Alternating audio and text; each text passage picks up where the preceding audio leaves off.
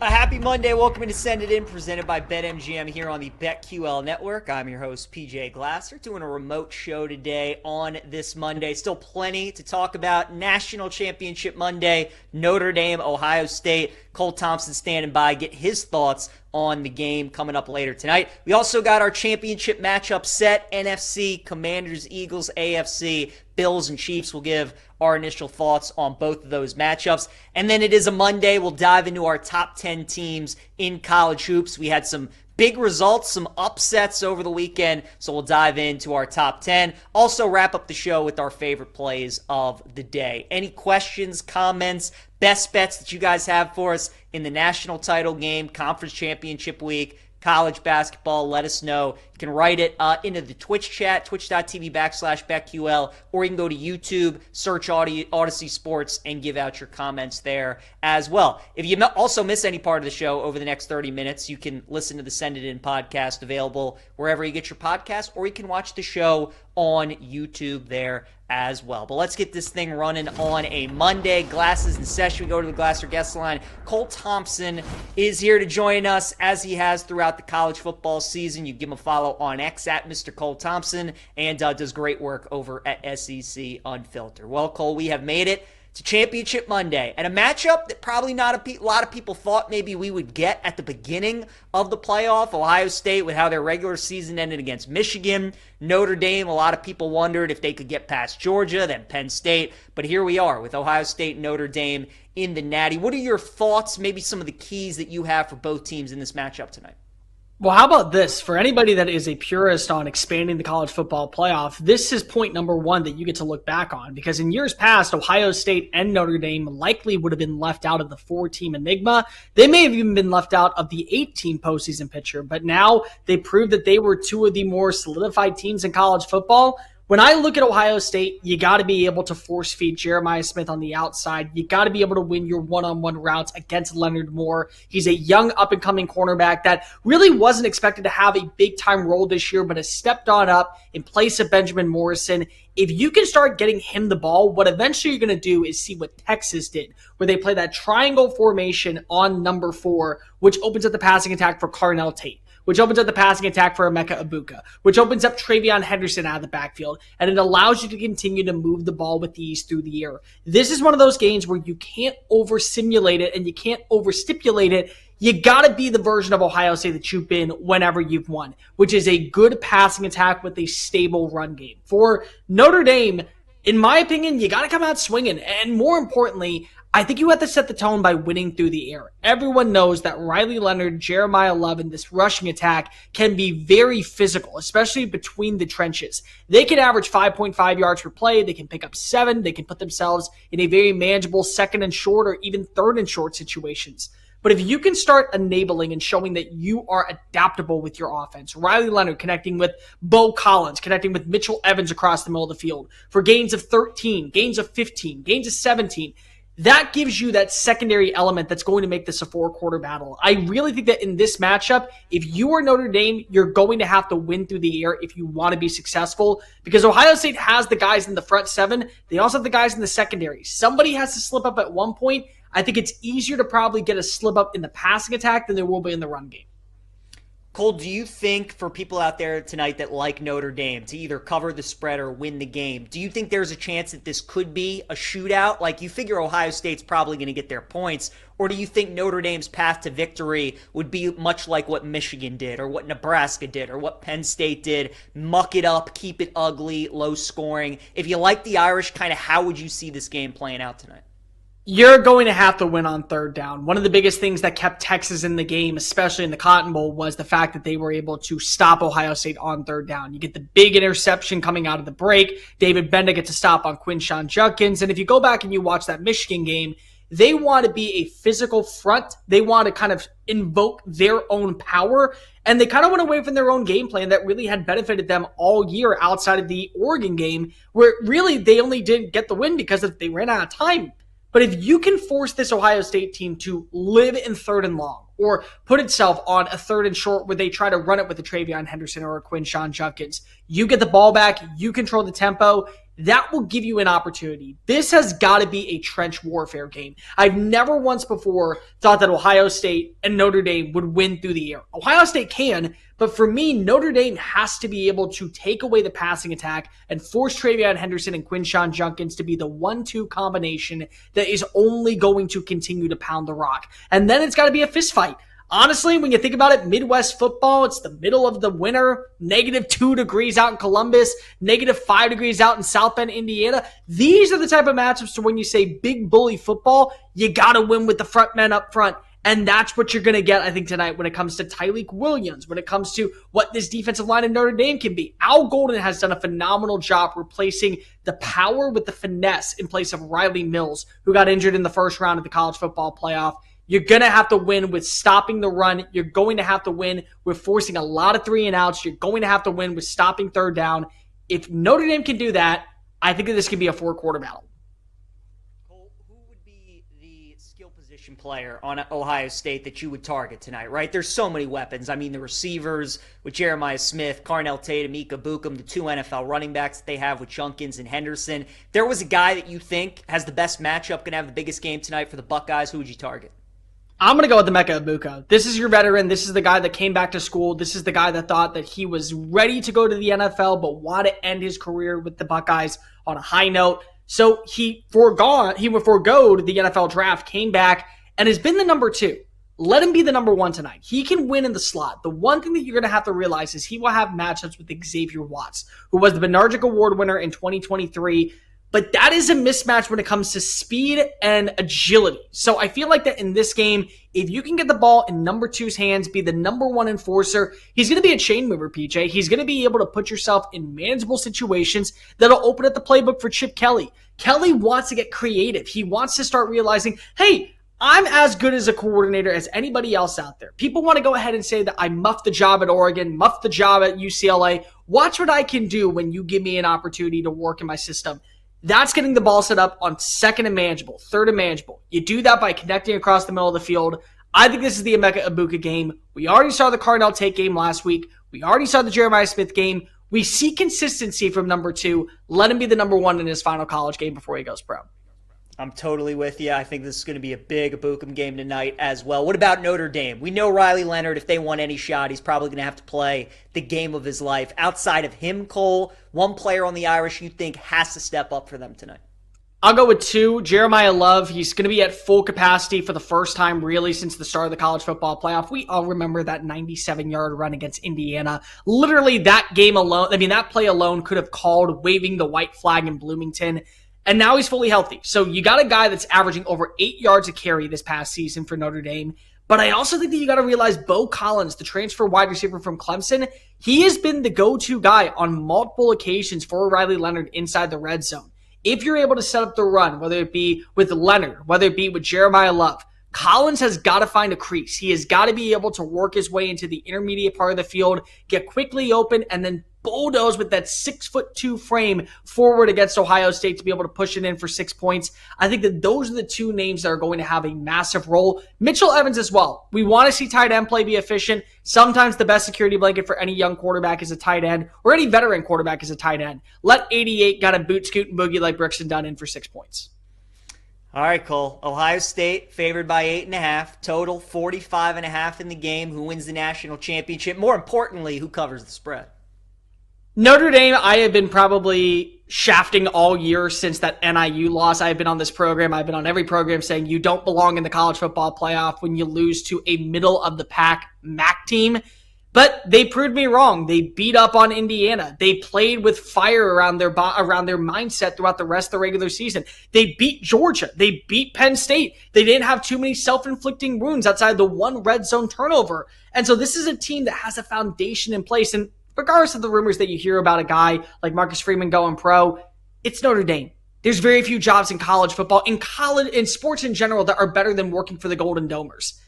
But Ohio State has been the best team in college football when they play their version, when they play their brand, when they play their Buckeye mentality. That's going to show up tonight. Will Howard's going to go off. I think Emeka Egbuka is going to go off. Jeremiah Smith's going to show the world why he's only getting started. Caleb Downs is going to have a phenomenal play. And all these players that were invested into coming back and ending their tenure in Columbus on a high note, they don't only go out as national champions, they go out as a double-digit point victory. I got Ohio State winning. I got Ohio State covering. Give me 31-17 final score. I think the Buckeyes clinch their spot as the top of the college football landscape, but yet still can't beat Michigan for some reason.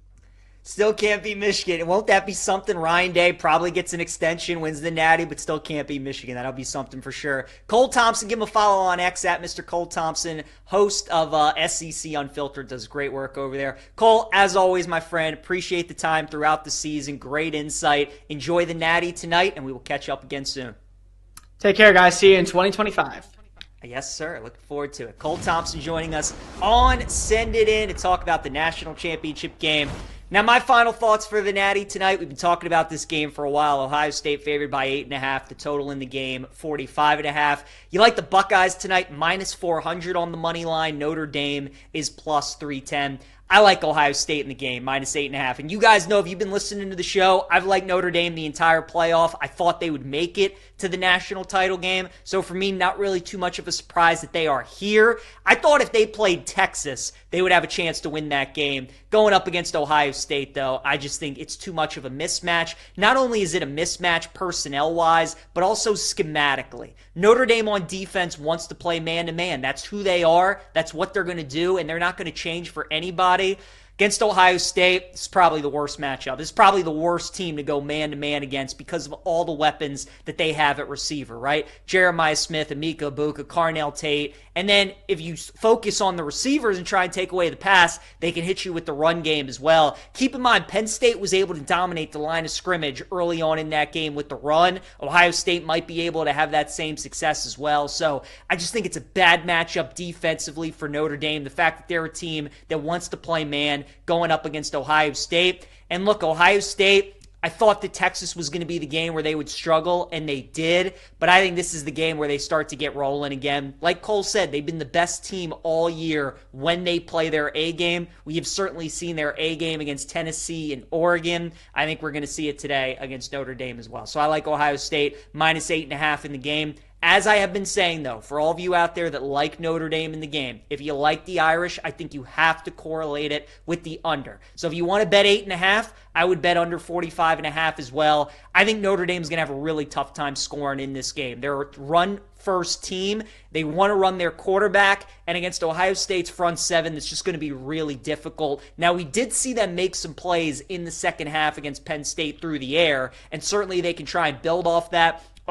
Against this Ohio State secondary, though, that's going to be tough. That's something that's kind of gotten lost throughout this playoff run. So much talk about Ohio State's offense, but their defense has also been really, really good. So I think it's going to be tough for Notre Dame to score tonight. Their path to victory is like the Michigan game against Ohio State or Nebraska or Penn State. Those games were 21-17, 20-13, 13-10. That's how they're going to have to keep it close with Ohio State. They got to muck it up and keep it ugly. If we are watching this game in the fourth quarter and it's like 17-10, Notre Dame's got a shot. They're playing the kind of game that they want to play. So if you like the Irish, I think you got to bet the under. As for some props that I'm looking at, I totally agree with Cole. I think this is a Emeka Egbuka game. Plus 145 anytime touchdown at BetMGM. He's the veteran. He's the senior. This is why he came back to playing games like this to win a national championship. So much of the attention is going to go to Jeremiah Smith, the running back, especially in the red zone. Egbuka's the guy. I like his price at plus 145. I also like his over receiving yards at 59.5. And then give me Will Howard over 245.5 receiving yards as well. We did see Gunnar Stockton. He was able to hit Notre Dame for some explosive plays. We saw Tyler Warren down the field hit Notre Dame for some explosive plays. Again, you got a freshman and a sophomore corner for the Irish that are going to be in man coverage going up against these receivers. I think Ohio State is going to be able to break off some big plays. So Will Howard over passing yards, 245.5, I think is a good look as well. Those are probably my three favorite props. Egbuka over receiving yards, anytime touchdown, and Will Howard over passing yards as well. So that's what we're rolling with tonight in the Natty. As for the NFL, we got the conference championship matchup set. In the NFC, Commanders, Eagles, Philadelphia, favored by 5.5. The total in the game is 48. Now, initial thoughts, I think a lot of people are going to like Washington, right? I mean, we've only had one team in the NFL postseason that's went on the road, and that's been the Commanders, and they've done it twice. They obviously had the big upset over Detroit. Here's a couple of reasons, though, why I really like Philadelphia in the game, and I think something that isn't getting talked about enough and really has been a big advantage for Washington early on in their first two playoff games. For one, the weather for Washington, right? They played their first game in Tampa, and then they played in Ford Field in the Dome, so they didn't have to deal with any weather. I think that's a big advantage for a kid who played his college ball at Arizona State and LSU and really hasn't had to deal with the elements so far in the postseason. I think that's huge for Jaden. I also think the fact that he's played against two teams with defenses that really aren't that great or banged up like Detroit's was, and two teams that haven't seen him this year. Detroit didn't play Washington in the regular season, and Tampa played Jaden all the way back in week one. You can't really count on that when you're playing a team again in the postseason. Now he's going up against Philly, a team that's already seen him two times, and he's got to play outdoors in cold weather. How does Jaden react to those situations? I think those are two big components of this game. Philadelphia, obviously the Rams offense was able to move the ball on them. They were able to do some things. When Washington played against Philly later on in the regular season, they were able to move the ball and score. I think the Philly defense, much like we saw Buffalo's defense yesterday, they heard all the talk about Derrick Henry running all over them in week 4. They were up for the challenge yesterday. I think Philly's defense is going to be up to the challenge going up against Jaden Daniels as well. So I like Washington team total under in this game. I'm leaning towards taking the 5.5 too with Philly. I think Jaden playing a team that has familiarity, that has seen him already 2 times, and the fact he finally has to play a game outdoors in cold weather, I think that's going to be a big factor in this NFC Championship game. Couple of props that I already bet in this game that I like at the current numbers. Brian Robinson over 36.5 rushing yards. Now, Philly, as we know, does have a good defense. They have a good front four led by Jalen Carter, but Washington cannot be one-dimensional in this game. They have to stay balanced with their running attack, so I think they look to involve B-Rob and try and run the ball, and the Rams did have some success running the ball against Philadelphia. I think Washington will look to do the same thing, and then Saquon Barkley over 11.5 receiving yards. I really like this one. Jalen Hurts, as we know, is banged up. He suffered a leg injury against the Rams. He's going to play this week, but he's not as mobile as he wants to be, and he's probably not going to be able to air the ball out as much as he wants to. We've seen Philly has struggled to kind of have an aerial attack so far in the playoffs. So give it to Saquon as many ways as you can. Run the ball with him, throw screen passes to him, throw little out passes to him in the flat, whatever it may be, check downs. I think over 11.5 receiving yards for Saquon is way too low, especially considering Jalen Hurts' health heading into this game. So I like those props. As for Bills and Chiefs, Kansas City favored by 1.5. The total in this game is 48.5. I like Kansas City in the game. To me, these are two extremely even teams, right? You got two great quarterbacks, two teams that know each other very well, two teams that don't turn the ball over. The big difference for me is Kansas City is at home, and I really think that's what makes the biggest difference in this game. The margin of error that these teams know that they have to have going into a game when they play the Chiefs is essentially none. You can't make any mistakes. You can't have any costly turnovers, obviously, any costly penalties, and you have to capitalize on the few mistakes that Kansas City does make. And Buffalo obviously trying to get over the hump and get back to the Super Bowl, finally beat the Chiefs. It just feels like their margin for error is so slim in this game. So I do like Kansas City on the money line. I'll be rooting for the Bills as a fan, hoping they break through and get to the Super Bowl, but it's Kansas City or nothing for me in that game. I do like the Bills team total over 23.5 in the game, though. Buffalo's been scoring on everybody. They've scored 24 points or more in their last 12 games, including the postseason. I kind of like the over in the game as well. A lot has been made this season that Kansas City has not scored 30 or more points in any games this season, but when these two teams tend to match up, especially in the playoffs, they tend to be higher scoring games. So I kind of like the over in the game as well. Couple of props that I would look at: Pat Mahomes over 24.5 rushing yards. He only completed one pass to a wide receiver against the Texans. It was all Kelsey and Xavier Worthy. That's it. They don't have really much of a running game either. So Mahomes is going to have to scramble around and make plays like he does so well and run a little bit. I think 24.5 is too low, so I like his over rushing yards in the game. I also would look at Keon Coleman over 19.5 receiving yards as well. Bills really didn't have that many receivers step up yesterday and make plays either. It was Shakir. You kind of had Curtis Samuel make a catch. It was mostly James Cook and then Josh Allen in the red zone on the ground for Buffalo. But Keon Coleman, I think, could be a big factor in this game, so I like his over receiving yards at 19.5 as well. All right, a promo from our friends at BetMGM. A touchdown is always 6 points, but the longest one could mean you get $250,000 in bonus bets. Wager on any player to score during a game. If your pick has the longest touchdown of the week, you'll win big-time bonus bets on top of your wager. How does it work? You opt in for the longest touchdown jackpot promotion. You place a $10 anytime touchdown wager up to one eligible bet per game. If your player scores the longest touchdown of the week, you'll win a share of $250,000 in bonus bets.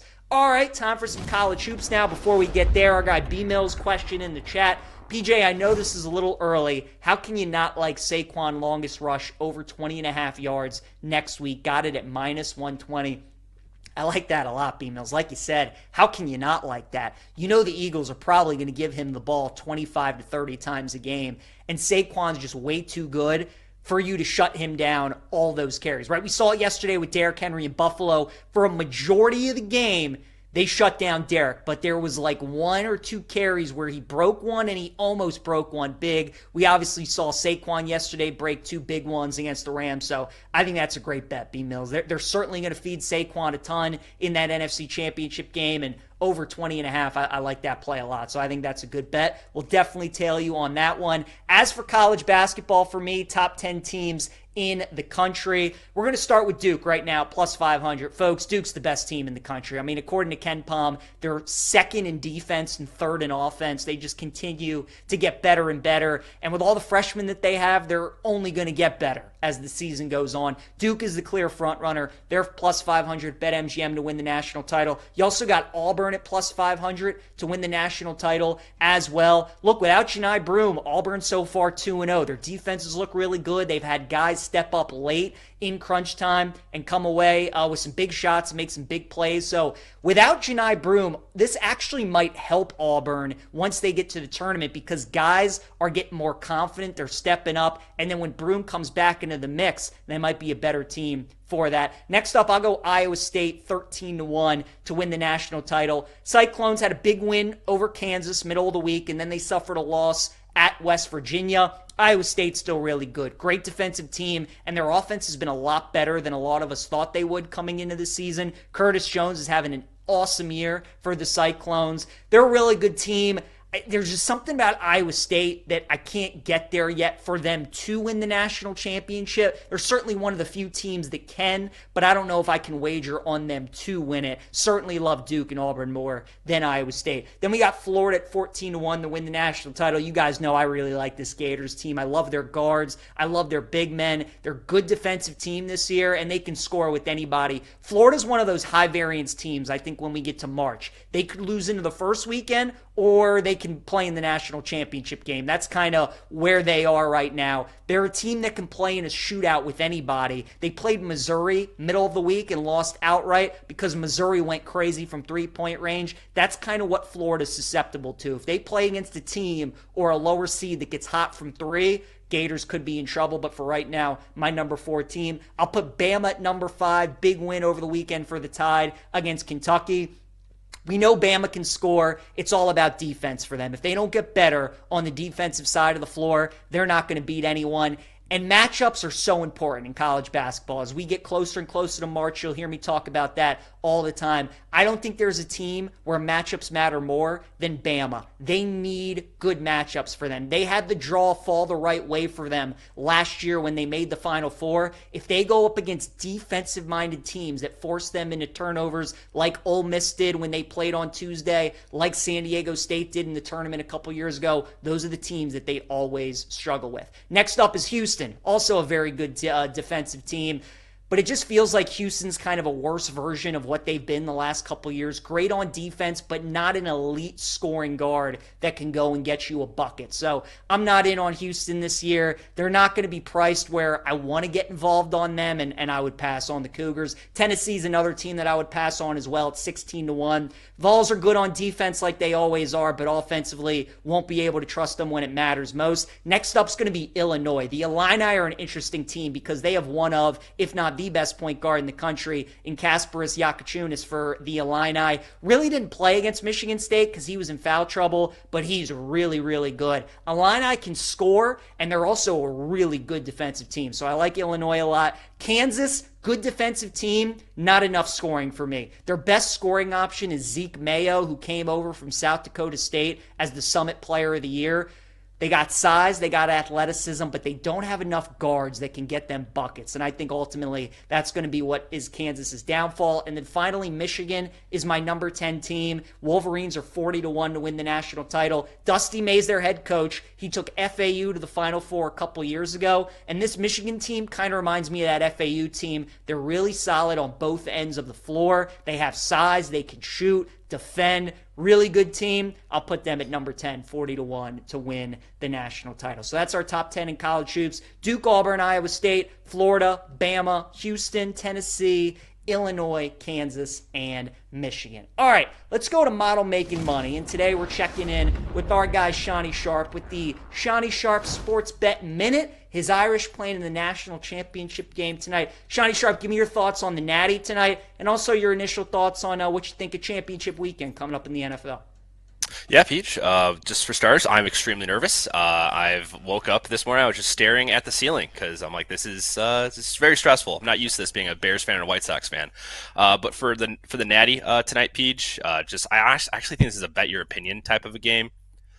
I think if you like Ohio State, I think that does correlate to the over. I think there's different ways for Ohio State to win this game, but I think mainly for Notre Dame, there's really only one way for them to win this game, and that's with the under. If you want to parlay that with, if you're able to, with maybe a Will Howard interception, I think Will Howard has to make mistakes, and Notre Dame has to, the number one defense in the country in turnovers, so they have to make Will Howard throw some picks, get uncomfortable in the pocket, things like that.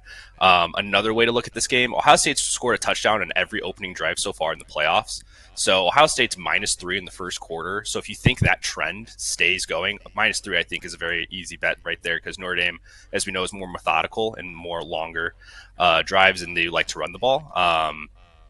I have Notre Dame at 10-1 to win the national championship. I'm not going to hedge, so I'm just going to keep that rolling and keep that as a money line bet for me because I'd feel terrible for some reason if Notre Dame won. But I really do like Riley Leonard over passing yards, and maybe parlay that if you can with an interception because I think Ohio State's defense is going to make him throw the ball, and I think he's going to throw in a pick. And then really quick, Commies and Eagles. I like the Eagles -5.5. I think the Cinderella story comes to an end. No one's talked about how bad the Lions defense is against rushing quarterbacks, going back to Justin Fields. So no duh that Jane Daniels did well. And then Chiefs Bills. I'm a hater, so Bills money line. All right, very good. A lot of good stuff there from Shawnie Sharp. Good luck to your Irish tonight. Hopefully they come through. It's going to be a fun one against Ohio State. All right, we're wrapping up the show now. PJ's plays here on Send It In. My prop block of the day, folks, is going to be Emeka Egbuka over 59.5 receiving yards tonight for Ohio State. I just got a feeling this is his game. Cole said it best, I think. Jeremiah Smith had the game against Oregon. Texas, it was Carnell Tate. Tonight, I think, is Emeka Egbuka. He's the guy I'm looking at. I like over 59.5 receiving yards for Emeka. I also like Georgetown tonight, +8.5 against Villanova. I think this is way too many points. Villanova has one of the worst defenses in Power 4 college basketball. Good offense, but not good on defense. Georgetown with Ed Cooley continues to improve, play better and better. I think this is too many points. Kind of think Georgetown's a live dog tonight as well. So I like the Hoyas, +8.5. And then my best bet going to be Ohio State, -8.5 against Notre Dame. Again, if you like Notre Dame, bet the under. If you like Ohio State, I think it gets a little trickier with the total, but I think Ohio State's offense is going to be too much. I think Notre Dame wanting to play man on defense is just bad news going up against this Ohio State offense. Should be a good one tonight. I'm rolling with Ohio State, -8.5. So once again, Buckeyes are my best bet. Emeka Egbuka is my prop block, over 59.5 receiving yards, and then Georgetown, +8.5 is going to be my dog of the day against Villanova. Thanks again to Cole Thompson for joining us on the show today. Appreciate you guys tuning in. Enjoy the Natty tonight. We will see you tomorrow.